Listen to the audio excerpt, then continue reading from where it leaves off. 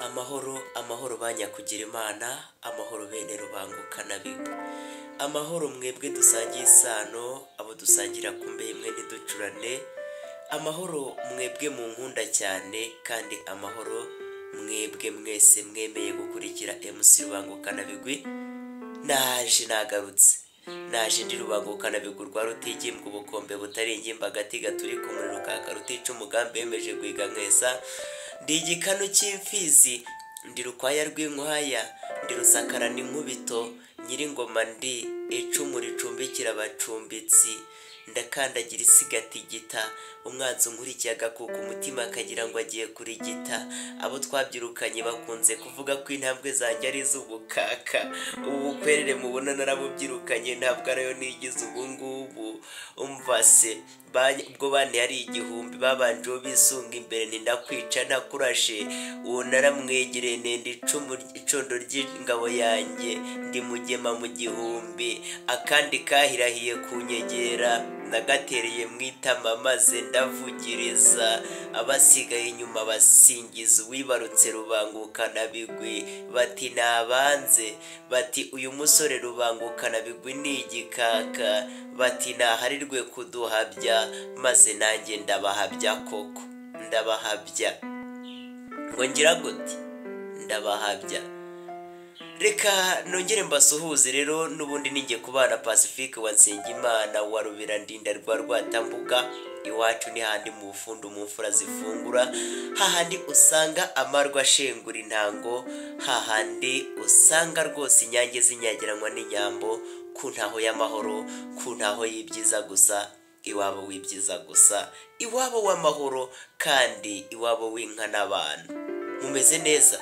Nizere ko mumeze neza, ndabaramukije cyane. Ni Rubangukana bigwi, mbanje muri bya bihe.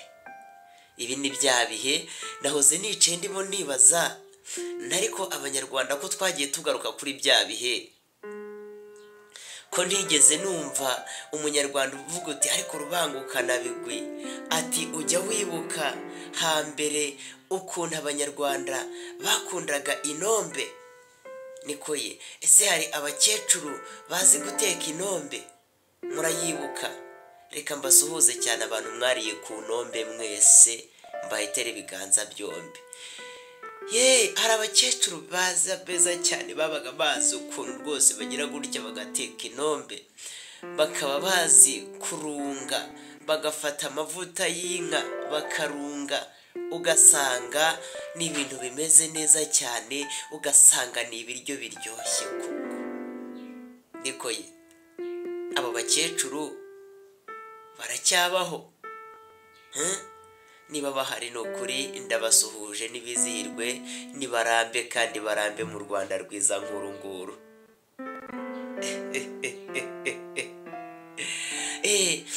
Noneho rero abakecuru bazi guteka umushogoro. Niko, umushogoro murawuzi? Ubu hari abantu batawuzi, reka tubasobanurire.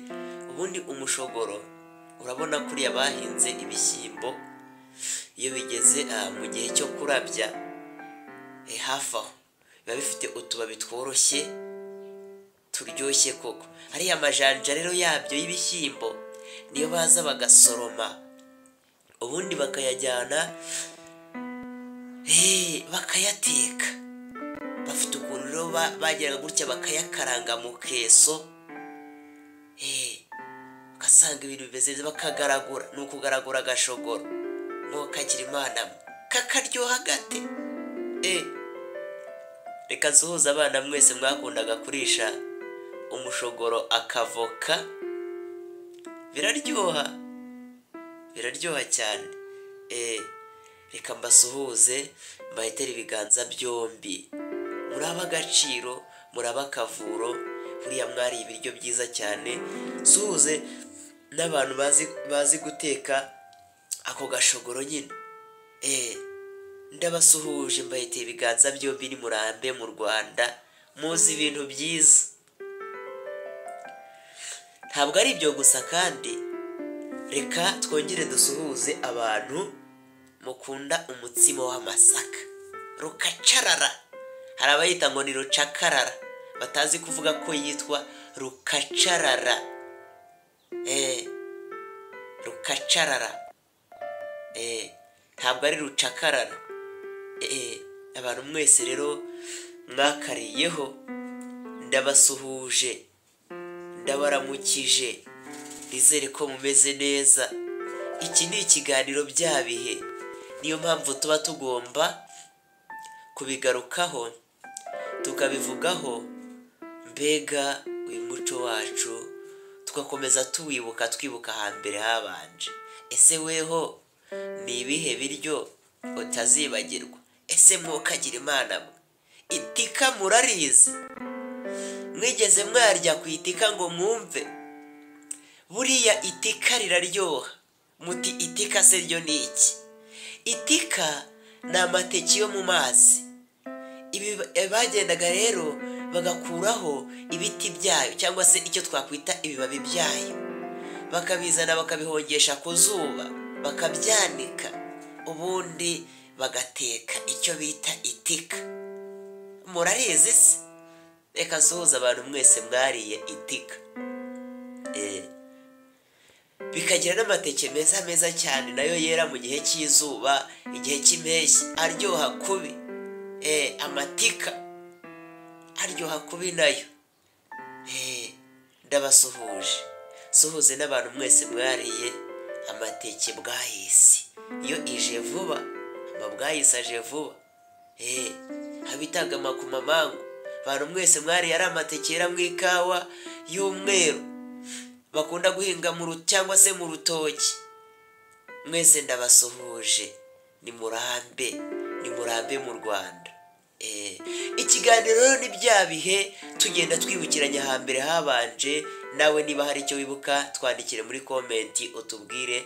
Jewe ndi MC Rubangukana bigwi nk'ibisanzwe, agati gaturi ku muri rukaka rutica umugambi yemeje guhiga nkesa. Ndi igikanu cy'imfizi, ndi rukwaya rw'inkwaya, ndi rusakara n'inkubito, nyir'ingoma ndicumura icumbikira abacumbitsi, ndi inyamibwa y'ubufundu, ngenda ijabo ku ijanja, ndi rudatinya mwene ntabwo barugegana ingoma, ndi umurongo wananiye abanzi, ni kubana Pacifique wasenga Imana wa Ruberanida rwa Rwatambuga. Iwacu ni munsi y'umusozi wa Nyakayaga, iyo ngiyo ku ngambi, aho abahuje imigambi bahurira maze bakizihirwa, hahandi ku musozi mwiza cyane w'abanyempano. Ndabashimiye. Ikiganiro ni bya bihe. Kora subscribe, ukore like, share ndetse na comment, ubundi twizihirwe kandi twizihirane. Mbakunda kubi kandi ni murambe.